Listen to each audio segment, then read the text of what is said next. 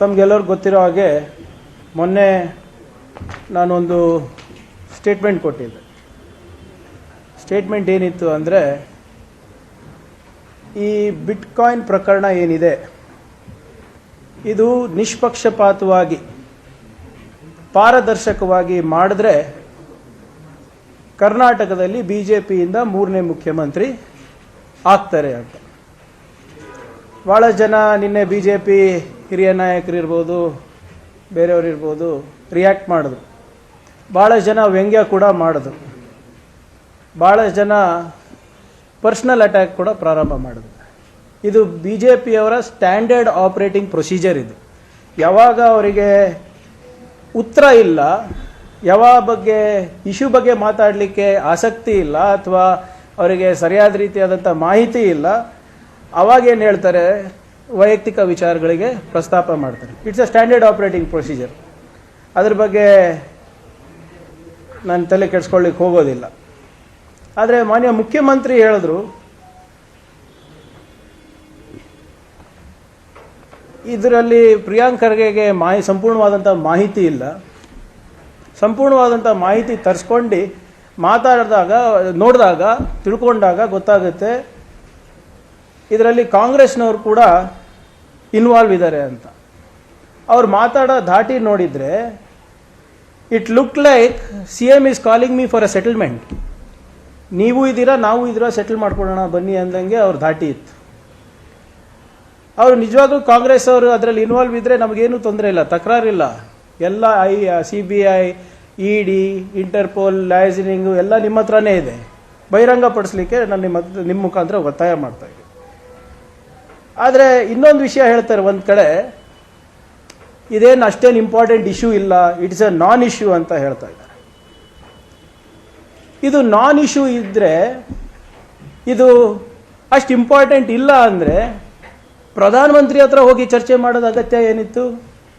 ಪ್ರಧಾನಮಂತ್ರಿ ಇದ್ರ ಬಗ್ಗೆ ಕೇಳಿಲ್ಲ, ನಾನೇ ಪ್ರಸ್ತಾವನೆ ಮಾಡಲಿಕ್ಕೆ ಪ್ರಯತ್ನ ಮಾಡಿದೆ, ಅವರೇ ತಲೆ ಕೆಡಿಸ್ಕೋಬೇಡ, ನೀವು ಒಳ್ಳೆ ಆಡಳಿತ ಕೊಡುವಂತ ಅವರೇ ಹೇಳ್ತಾರೆ.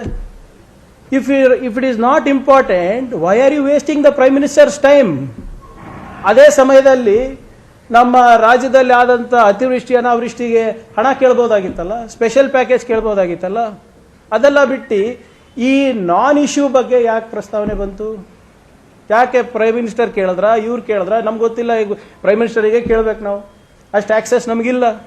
ಸೊ ಇವ್ರು ಹೇಳಿದ್ದೇ ನಂಬಬೇಕು. So if it's a non issue, why is it discussing with PM?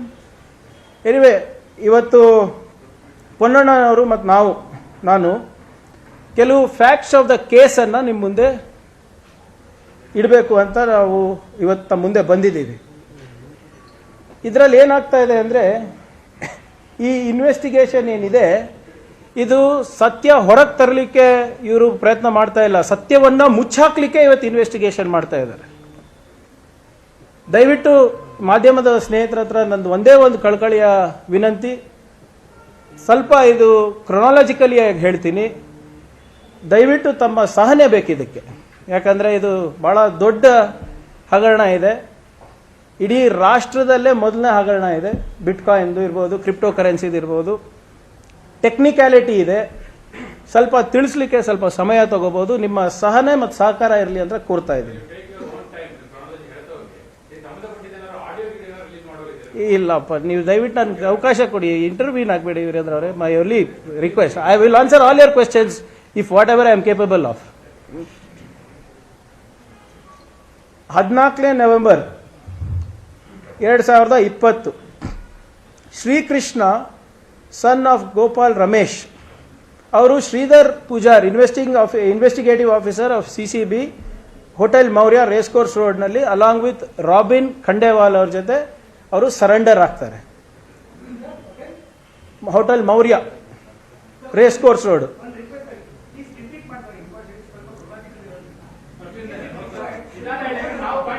4 ತಾಸು ಆಗುತ್ತೆ ಮತ್ತೆ. ಆಯ್ತು, November 14th. We can give you a copy, but it's in my handwriting. So, okay. 14th November 2020. Sri Krishna, son of Gopal Ramesh, along with Robin Khandewal, Shridhar Pujar investigative officer CCB ಅವರಿಗೆ surrender ಆಗ್ತಾರೆ hotel ಮೌರ್ಯದಲ್ಲಿ, race course road. 3 ದಿನ ಇದ್ರ ಬಗ್ಗೆ ಯಾವ ರಿಪೋರ್ಟಿಂಗೂ ಆಗೋದಿಲ್ಲ, ಯಾವ ದಾಖಲೆನೂ ಕೂಡ ದರ್ಜ್ ಮಾಡೋದಿಲ್ಲ. 17ನೇ November 2020 he is shown to be arrested in crime number 91/2020 and sent to police custody till 30th November in CCB office. 14 ದಿನ ಕಸ್ಟಡಿ ಕಳಿಸ್ತಾರೆ. ಈಗ ಕ್ರೈಮ್ ನಂಬರ್ 91/2020 ಯಾವ ಕ್ರೈಮ್ ಅಂದ್ರೆ,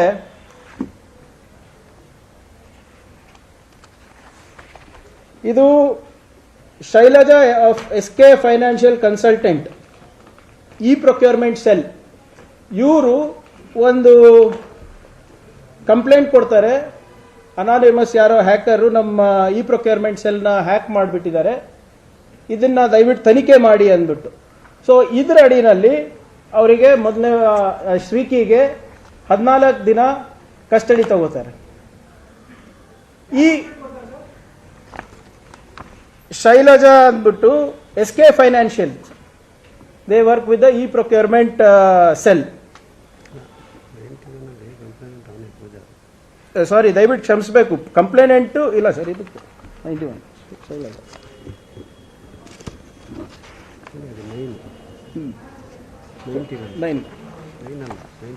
ಸೊ ಇದು ಶ್ರೀಧರ್ ಪೂಜಾರೆ ಕೊಡ್ತಾರೆ ಕಂಪ್ಲೇಂಟ್. ಸೊ ಇದು 14 ದಿನ ಕಸ್ಟಡಿ ಆಗುತ್ತೆ. ಈ ಕಸ್ಟಡಿ ಮುಗಿತಾ ಇದ್ದಂಗೆ 2ನೇ ಡಿಸೆಂಬರ್ 2020 ಮತ್ತೊಮ್ಮೆ ಕ್ರೈಮ್ ನಂಬರ್ 153/2020 ಅವರಿಗೆ ಮತ್ತೆ ಇದರಲ್ಲಿ ರಿಮಾಂಡಿಗೆ ತಗೋತಾರೆ, 12 ದಿನ ಕಸ್ಟಡಿಗೆ. ಕ್ರೈಮ್ ನಂಬರ್ 153 ಅಂದರೆ ಇದರಲ್ಲೇನಿದೆ, ಶ್ರೀಕಿ ಎಂಬ ವ್ಯಕ್ತಿ ವಿದೇಶದಿಂದ ಹೈಡ್ರೋ ಗಾಂಜಾವನ್ನು ಬಿಟ್ಕಾಯಿನ್ ಮೂಲಕ ತರಿಸಿ ಇಲ್ಲಿ ಮಾರಾಟ ಮಾಡಲಿಕ್ಕೆ ಪ್ರಯತ್ನ ಮಾಡ್ತಾ ಇದ್ರು, ಯಾರಿಗೋಸ್ಕರನೋ ಲೈಸೆನ್ಸ್ ಮಾಡ್ತಾ ಇದ್ರು ಅಂದ್ಬಿಟ್ಟು ಈ ಕೇಸ್ನಲ್ಲಿ 12 ದಿನ ಕಸ್ಟಡಿ ತಗೋತಾರೆ. ಈ ಹೈಡ್ರೋ ಗಾಂಜಾ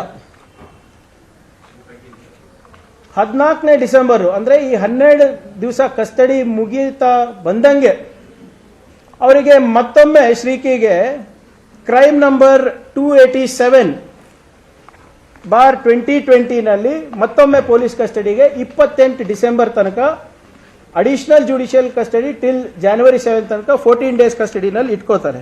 ಈ ಕ್ರೈಮ್ ನಂಬರ್ 287 ನಲ್ಲಿ ಏನಿದೆ ಅಂದ್ರೆ, ಪ್ಯಾಸಿಫಿಕ್ ಗೇಮಿಂಗ್ ಪ್ರೈವೇಟ್ ಲಿಮಿಟೆಡ್ ಅವರು ಅವ್ರದ್ದಾದಂಥ ಗೇಮಿಂಗ್ ವೆಬ್ಸೈಟ್ ಆದ ಕೆಸಿನೋ 143 ಅಂಡ್ ಪೋಕರ್ ಸೆಂಟ್ ಅಂತ 2 ಏನು ಆನ್ಲೈನ್ ಗೇಮಿಂಗ್ ವೆಬ್ಸೈಟ್ ಇದೆ, ಇದರಲ್ಲಿ ಅವರು ಹ್ಯಾಕ್ ಮಾಡಿ ಅಕ್ರಮವಾಗಿ ಹಣ ಗಳಿಸಿದ್ದಾರೆ ಅಂದ್ಬಿಟ್ಟು ಒಂದು ಕಂಪ್ಲೇಂಟ್ ಹೋಗ್ತದೆ. ಇದು ಮತ್ತೊಂದು ಕಂಪ್ಲೇಂಟ್ 287. ಎಸ್ ಎಸ್ ಎಸ್ ಇದು ಪೆಸಿಫಿಕ್ ಗೇಮಿಂಗ್ ಅವ್ರು ಕೊಟ್ಟಿರೋದು. ಈ ಕಸ್ಟಡಿ ಮುಗಿತಾ ಇದ್ದಂಗೆ 14 ದಿನ ಕಸ್ಟಡಿ ಮುಗಿತಾ ಇದ್ದಂಗೆ ಮತ್ತೊಮ್ಮೆ ಪೊಲೀಸ್ ಅವರು ಶ್ರೀಕಿಗೆ ಕ್ರೈಮ್ ನಂಬರ್ 45/2020 ನಲ್ಲಿ ಮತ್ತೊಮ್ಮೆ ಅವನಿಗೆ 14 ದಿನ ಕಸ್ಟಡಿನಲ್ಲಿ ಇಟ್ಕೋತಾರೆ. So they file one more case, crime number 45/20. ಇದನ್ನು ಶ್ರೀಧರ್ ಪೂಜಾರ್ ಅವರೇ ಕಂಪ್ಲೇಂಟ್ ಮಾಡ್ತಾರೆ. 14 ಡೇಸ್ ಕಸ್ಟಡಿ. ಇಲ್ಲಿ ಬಿಟ್ಕಾಯಿನ್ದು ಪ್ರಸ್ತಾವನೆ ಆಗುತ್ತೆ. ಅವ್ರು ಏನು ಹೇಳ್ತಾರೆ, ಜಸ್ಟ್ ಒಂದು ಪ್ಯಾರಾ ಓದ್ಬಿಡ್ತೀನಿ. ಅಲ್ಲದೆ ಬಿಟ್ಕಾಯಿನ್ ಖಾತೆದಾರರ ಅಕೌಂಟ್ಗಳನ್ನು ಹ್ಯಾಕ್ ಮಾಡಿ ಈ ಖಾತೆಯಲ್ಲಿರುವ ಬಿಟ್ಕಾಯಿನ್ ಅಕ್ರಮವಾಗಿ ತನ್ನ ಖಾತೆಗೆ ವರ್ಗಾವಣೆ ಮಾಡಿಕೊಂಡು ನಂತರ ಬೇರೆ ಬೇರೆ ಖಾತೆಗೆ ಬಿಟ್ಕಾಯಿನ್ಗಳನ್ನು ಮಾರಾಟ ಮಾಡಿ ಅವರಿಂದ ವಿವಿಧ ಖಾತೆಗಳಿಗೆ ಹಣ ವರ್ಗಾವಣೆ ಮಾಡಿಕೊಂಡು ಪಡೆಯುವುದು ಹಾಗೂ ಹವಾಲಾ ಮುಖಾಂತರ ಹಣ ತರಿಸಿಕೊಂಡು ಪಡೆದುಕೊಂಡಿರುವುದು ಕಂಡು ಬಂದಿದೆ. ಅಂದ್ರೆ ಬಿಟ್ಕಾಯಿನ್ ಟ್ರಾನ್ಸ್ಫರ್ ಇರ್ಬೋದು, ಬಿಟ್ಕಾಯಿನ್ ಎಕ್ಸ್ಚೇಂಜ್ ಇರ್ಬೋದು, ಅಲ್ಲದೆ ಬಿಟ್ಕಾಯಿನ್ ಅನ್ನ ಏನು ಸಂಪಾದನೆ ಆಗುತ್ತೆ ಅದನ್ನ ಹವಾಲಾ ಥ್ರೂ ಕ್ಯಾಶಿಗೆ ಟ್ರಾನ್ಸ್ಫರ್ ಮಾಡೋದು ಕೂಡ ಕಂಡು ಬಂದಿದೆ ಅಂದ್ಬಿಟ್ಟು ಇದು 45 ಕ್ರೈಮ್ ನಂಬರ್ 45/2020 ಹೇಳ್ತಾರೆ ಇದು. ಈಗ ಇಂಟ್ರೆಸ್ಟಿಂಗ್ ಇದಿಷ್ಟು ಕೇಸಸ್ ನೀವು ಅಬ್ಸರ್ವ್ ಮಾಡಬೇಕಾಗಿರೋದು ಏನಂದ್ರೆ ಇಲ್ಲಿ ಯಾವಾಗಲೂ ಕೂಡ ಪೂಜಾರ್ ಶ್ರೀಧರ್ ಪೂಜಾರ್ ಅವರು ಇನ್ವೆಸ್ಟಿಗೇಟಿಂಗ್ ಆಫೀಸರ್. ಈ CCB ಅಲ್ಲ sir, CCB. So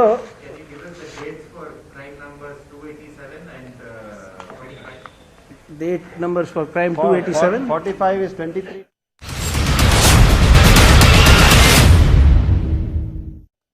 digital wallet ಅಂದ್ರೆ ಏನಂತ ಈಗ ಅರ್ಥ, ಅನ್ನೇಮ್ಡ್ ವಾಲೆಟ್ಸ್ ಅಂದ್ರೆ ಏನಂತ ಅರ್ಥ, ಕರೆನ್ಸಿ ಎಕ್ಸ್ಚೇಂಜಸ್ ಅಂದ್ರೆ ಏನು ಅರ್ಥ ಆಗ್ತಾ ಇದೆ. ಪಾಪ ಇಂಥವ್ರಿಗೆ ತಂದು ಇವರಿಗೆ ಪಂಚನಾಮಕ್ಕೆ ಸಾಕ್ಷಿ ಹೇಳಕ್ ಹೇಳ್ತಾರೆ. ಇಲ್ಲೇನಾಗುತ್ತೆ ಅಂದ್ರೆ ಇಲ್ಲಿ ಬಹಳ ಸ್ಪಷ್ಟವಾಗಿ ಏನು ಹೇಳ್ತಾರೆ ಅಂದ್ರೆ ಈ 31 ಕಾಯಿನ್ ಅನ್ನ ನಾವು ವಶ ಪಡಿಬೇಕಂದ್ರೆ ಪಾಸ್ವರ್ಡ್ ಅನ್ನ ಚೇಂಜ್ ಮಾಡಬೇಕು.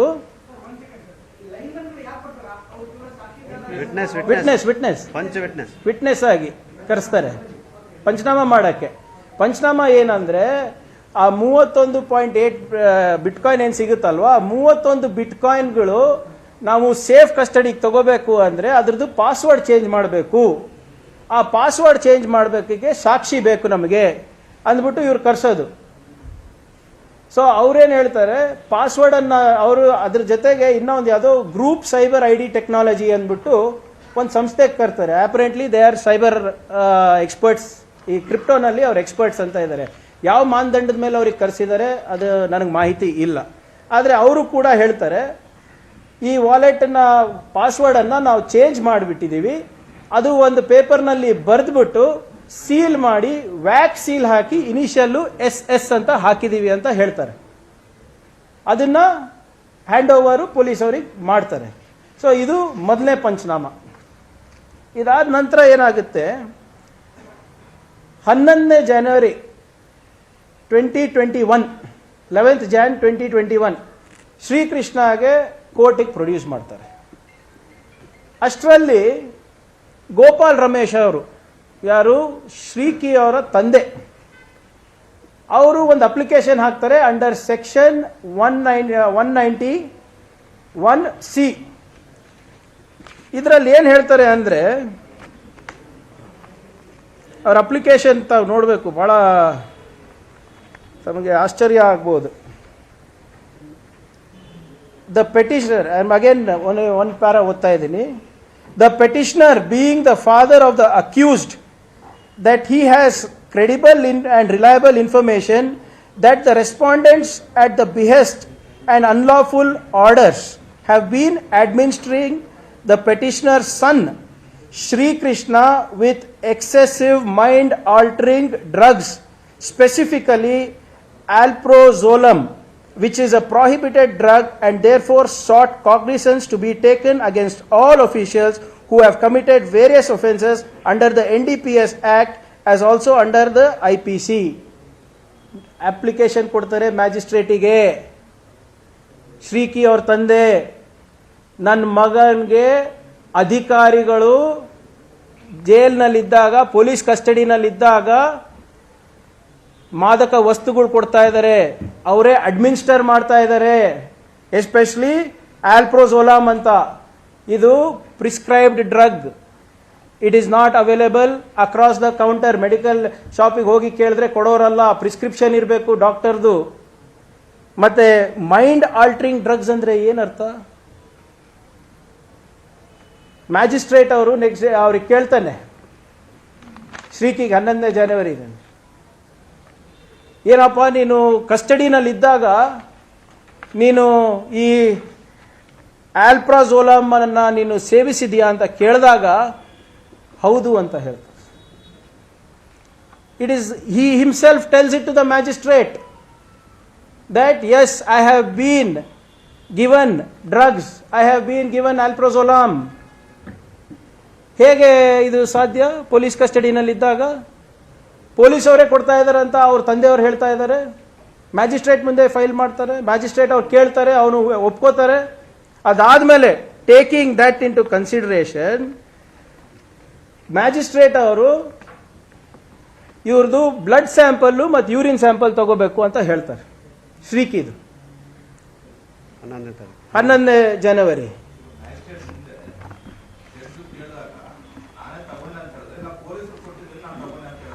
ಹ್ಯಾವ್ ಯು ಅದನ್ನು ಹೇಳ್ಬಿಡ್ತೀನಪ್ಪ, ಯಾಕೆ ಸುಮ್ಮನೆ ಅಲ್ಲ, ಅವ್ರು ಹೆಂಗೆ ತಗೊಳಕ್ಕಾಗುತ್ತೆ? ಅವ್ನು ಜೈಲ್ ಕಸ್ಟಡಿನಲ್ಲಿದ್ದಾನೆ. ಇಲ್ಲ ಕೇಳಿ, ಒಂದು ನಿಮಿಷ ಕೇಳಿಬಿಡಿ. ಆಸ್ ಪರ್ ದ ಈಗ ಅವ್ರೇನು ಹೇಳ್ತಾ ಇರೋದು, ಅಧಿಕಾರಿಗಳು ಅಡ್ಮಿನಿಸ್ಟರ್ ಮಾಡ್ತಾ ಇದ್ದಾರೆ, ನನಗೆ ಮಾಹಿತಿ ಇದೆ ಅಂತ ಅವ್ರ ತಂದೆ ಹೇಳ್ತಾ ಇರೋದು. ಆಯ್ತಾ? ಅದಾದ್ಮೇಲೆ ಮ್ಯಾಜಿಸ್ಟ್ರೇಟ್ ಅವ್ರು ಕೇಳ್ತಾರೆ, as per the request of the learned counsel for accused, again court question the accused, have you consumed alprazolam? To reply this question, accused submitted that he had alprazolam during police custody. ಅಂದ್ರೆ ಅವ್ನು police ಕಸ್ಟಡಿದಲ್ಲಿದ್ದು, ಅವನು ಹೊರಗಡೆ ಹೋಗಿ ತರಕ್ಕಾಗಲ್ಲ, prescription ತರಕ್ಕಾಗಲ್ಲ, ಇದು drug ತರಕ್ಕಾಗಲ್ಲ, ಮತ್ತೆ ಹೇಗೆ ಸಿಗ್ತಾ ಇದೆ? ಈಗ ಯೂರಿನ್ ಟೆಸ್ಟು ಮತ್ತೆ ಬ್ಲಡ್ ಟೆಸ್ಟು ಮಾಡಿ ಅಂತ ಇವ್ರು ಕಳಿಸ್ಕೊಟ್ರೆ ವಿಕ್ಟೋರಿಯಾನಲ್ಲಿ, ಇವ್ರು ಹೋಗಿರೋದು ಬೆಂಗಳೂರು ವೈದ್ಯಕೀಯ ಮಹಾವಿದ್ಯಾಲಯ ಮತ್ತು ಸಂಶೋಧನಾ ಸಂಸ್ಥೆಗೆ ಹೋಗ್ತಾರೆ. ಅಲ್ಲಿ ಬಹಳ ಪೆಕ್ಯುಲಿಯರ್ ಆಗಿ ಕೇಳೋದೇನು ಗೊತ್ತಾ ಇವರು, patient needs stomach wash to rule out poisoning, number 1 point. Number 2 needs urine and blood alprazolam level to be assessed, patient referred to CMO Victoria hospital. ಈಗ CCB ಯಲ್ಲಿರ್ಬೋದು ಅಥವಾ ಬೇರೆ ನಮ್ಮ ಪೊಲೀಸ್ ಡಿಪಾರ್ಟ್ಮೆಂಟಲ್ಲಿ ಬ್ಲಡ್ ಸ್ಯಾಂಪಲ್ಲು ಯೂರಿನ್ ಸ್ಯಾಂಪಲ್ ಎಲ್ಲಿ ತರಬೇಕಂತ ಗೊತ್ತಿಲ್ವಾ? ಆಮೇಲೆ who is suggesting stomach wash to rule out poisoning ಅಂದರೆ ಏನರ್ಥ? ಅಂದರೆ was he being poisoned when he was in police custody? Stomach wash ಏನಕ್ಕೆ ಅಗತ್ಯ ಆಯಿತು? ಮ್ಯಾಜಿಸ್ಟ್ರೇಟ್ ಅವರು ಕ್ಲಿಯರ್ ಆಗಿ ಒಂದು ಲೈನಲ್ಲಿ ಹೇಳಿದ್ದಾರೆ, blood urine sample, stomach wash ಯಾಕೆ ಬೇಕಾಗಿತ್ತು ಅದು ಗೊತ್ತಿಲ್ಲ. ಆಮೇಲೆ ಅವ್ರು ಏನು ಹೇಳ್ತಾರೆ, ಅಲ್ಲಿ ಅಂಥ ದೊಡ್ಡ ಸಂಸ್ಥೆಗೆ ಹೋದಾಗ ಅವ್ರೇನು ಹೇಳ್ತಾರೆ ಗೊತ್ತಾ, as this hospital is a COVID hospital, the above mention test will not be performed in the hospitals regularly, usually such test are performed in forensic science lab, so referring the patient to higher center. ಹಿಂಗೆ ಒಂದಿನ ಕಾಲ ಕಳೀತಾರೆ. I mean narcotics department ಅವ್ರಿಗಿರ್ಬೋದು, CCBಗಿರ್ಬೋದು, CIDಗಿರ್ಬೋದು, police ಇಲಾಖೆಗಿರ್ಬೋದು, ನಾವು urine sample ಎಲ್ಲಿ ತಗೋಬೇಕು, ಯಾವ ಲ್ಯಾಬಿಗೆ ಕಳಿಸ್ಬೇಕು ಅಂತ ಅವ್ರಿಗೆ ಗೊತ್ತಿರಲ್ವಾ? ಇಷ್ಟೊಂದು ಕೇಸಸ್ ಹ್ಯಾಂಡಲ್ ಮಾಡ್ತಾರೆ, ಬಟ್ ಇದು ಯಾಕೆ ಆಗಿಲ್ಲ ಅಂತ ಇನ್ನೂ ಕೂಡ ಗೊತ್ತಿಲ್ಲ. ಅದಾದಮೇಲೆ 12ನೇ ಜನವರಿ 2021 ಇವ್ರ ತಂದೆಯವರು ಏನು ಅಪ್ಲಿಕೇಶನ್ ಇದೆ, ರಿಟ್ ಪೆಟಿಷನ್ ಹಾಕ್ತಾರೆ. ರಿಟ್ ಪೆಟಿಷನ್ ಶ್ರೀಕಿ ಸರೆಂಡರ್ ಆಗಿರೋದ್ರಿಂದ ಹಿಡಿದು ಯಾವ ರೀತಿಯಾದಂತಹ ಬೆಳವಣಿಗೆಗಳು ಅನಂತರ ಆಗ್ತಾ ಹೋಯಿತು, ಯಾವ ರೀತಿಯಾಗಿ ಪೊಲೀಸರೇ ಮಾದಕ ದ್ರವ್ಯವನ್ನು ಕೊಡುವಂತಹ ಪ್ರಯತ್ನಗಳಲ್ಲಿ ಆಯಿತು ಅನ್ನೋದ್ರ ಬಗ್ಗೆ ಕೂಡ ಈಗಾಗಲೇ ಪ್ರೆಸ್ ಮೀಟ್ನಲ್ಲಿ ಪ್ರಿಯಾಂಕ ಖರ್ಗೆ ಅವರು ಹೇಳ್ತಿದ್ದಾರೆ. ಅದರ ಸಂಪೂರ್ಣ ಮಾಹಿತಿಯನ್ನು 3 ಗಂಟೆಯ ನ್ಯೂಸ್ನಲ್ಲಿ ಕೊಡ್ತೀವಿ. ಅದಕ್ಕಿಂತ ಮುಂಚೆ ಸ್ವಾತಂತ್ರ್ಯೋತ್ಸವದ ಅಮೃತ ಮಹೋತ್ಸವದ ಜೊತೆಗೆ ದೇಶದಲ್ಲಿ ಕ್ಷೀರ ಕ್ರಾಂತಿಗೆ ಕಾರಣವಾದ ಅಮೂಲ್ ಬ್ರ್ಯಾಂಡ್ ಕೂಡ ತನ್ನ 75ನೇ ವಾರ್ಷಿಕೋತ್ಸವದ ಸಂಭ್ರಮವನ್ನು ಆಚರಿಸ್ತಾ ಇದೆ. ಇಂತಹ ಸಂದರ್ಭದಲ್ಲಿ ನಾವು ನಿಮಗೆ ಅಮೂಲ್ ಕಾಲಕಾಲಕ್ಕೆ ದೇಶ ವಿದೇಶದಲ್ಲಿ ಯಾವ ರೀತಿ ತನ್ನ ಮಾತನ್ನ ಯಶಸ್ವಿಯಾಗಿ ತಲುಪಿಸಿತು ಅನ್ನೋದನ್ನ ತೋರಿಸ್ತೀವಿ.